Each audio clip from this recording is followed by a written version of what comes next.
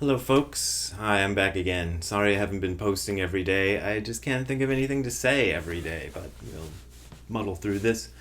Today, I thought I would talk about this idea I've been developing that I probably should wait and put out later when I've fully developed it, but here you go, a little bonus track for you. I've been thinking about the idea that Zen is kind of a religion for skeptics. And what I mean by that is that it is a good, I know I go back and forth about whether Zen is a religion or not, but let's just call it a religion for the purpose of this talk right now. I think that Zen is a good religion for a skeptical person.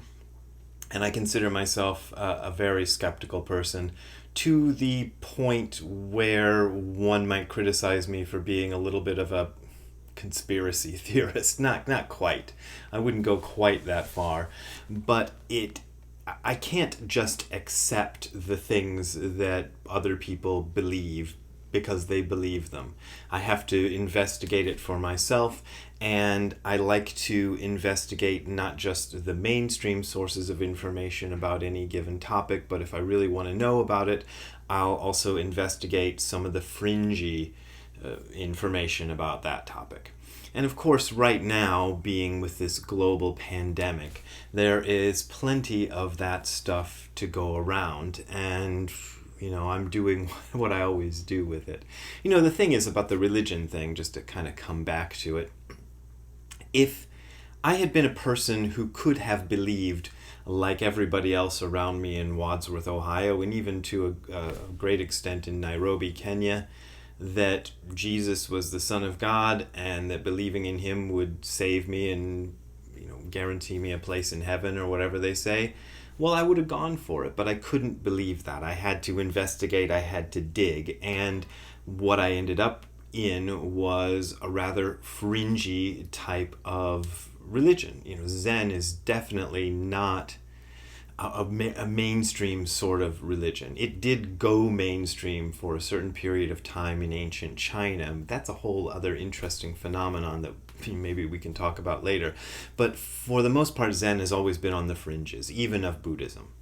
So it's always been this kind of weird offshoot where people question everything. So they don't just accept the sutras, for example, as being the authentic word of Buddha and we can believe that. No, we have to go in and do Buddha's actual practice of Zazen and try to investigate whether what these words that are written in the papers that we find are true or not. So it's a good religion for people like that.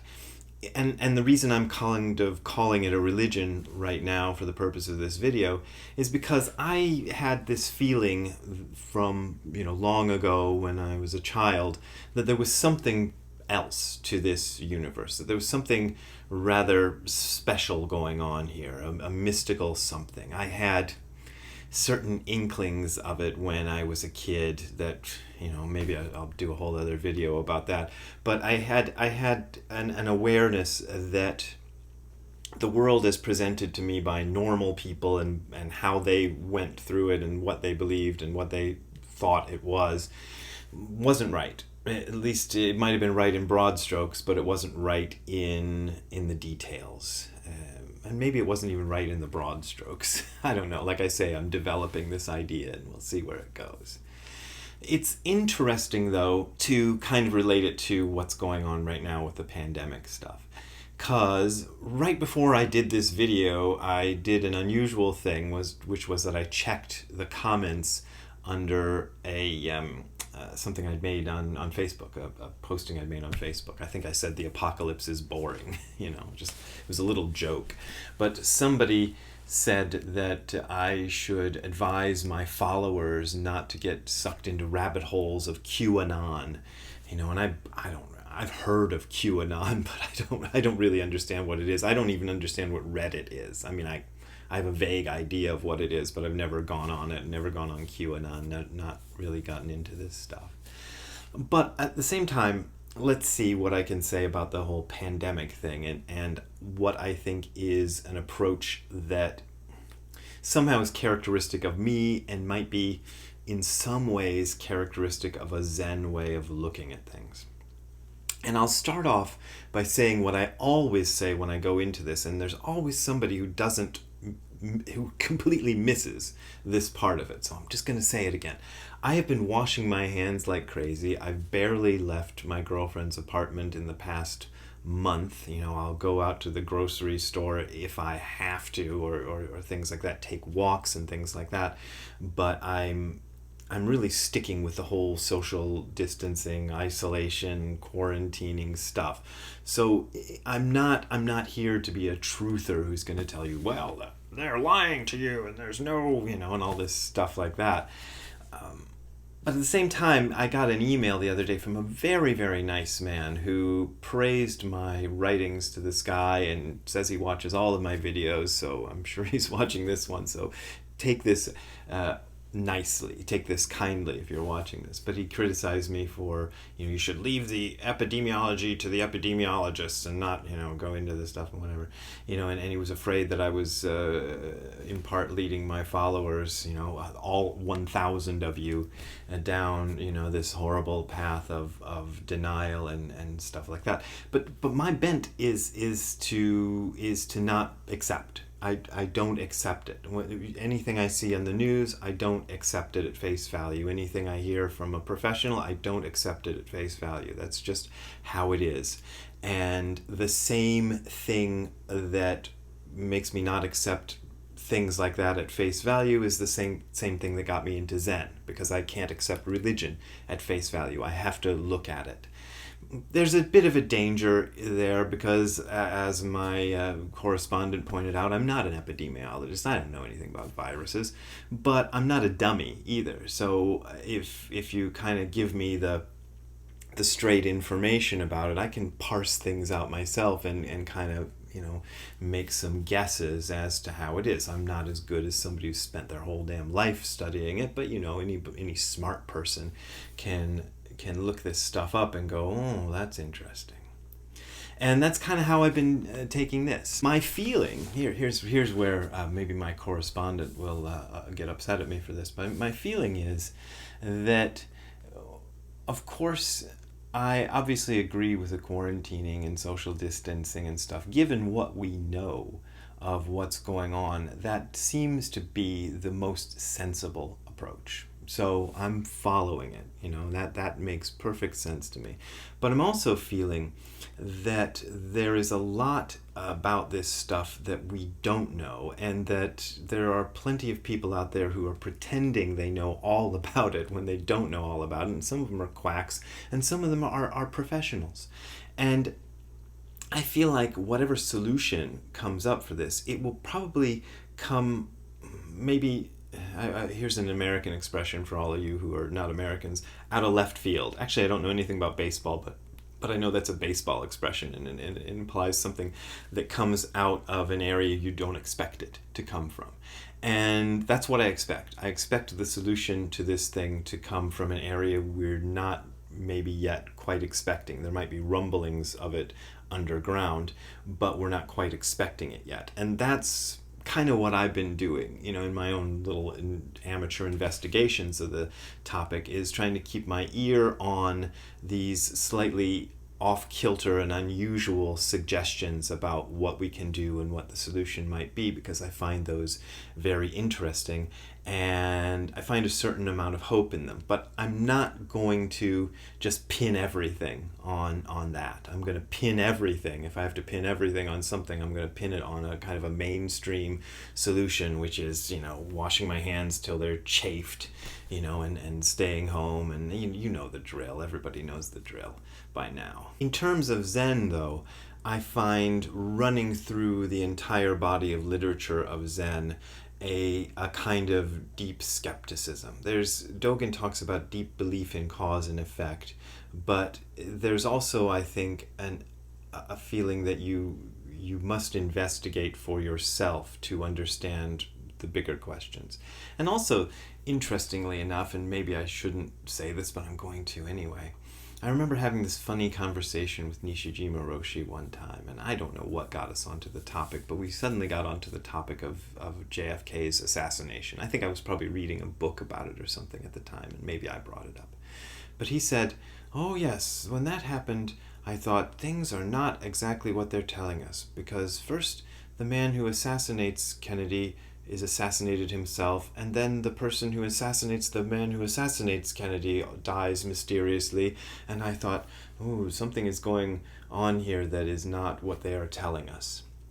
And I thought, oh geez, so you're one of those too, you foxy old Zen master. You're kind of into the same line of thinking as I am, and I think this runs all throughout the literature, and you'll find it pretty much everywhere. And so, just to kind of assuage the fears of both the person who posted on Facebook and the person who sent me that very, very nice, thank you for sending me that nice email, my advice to anybody who would even listen to me for advice is to do the things that they're telling us to do. Don't go out there and protest it. But I'm also, I for one am skeptical of that. Number one, we're being told everything. See, that makes me sound really paranoid.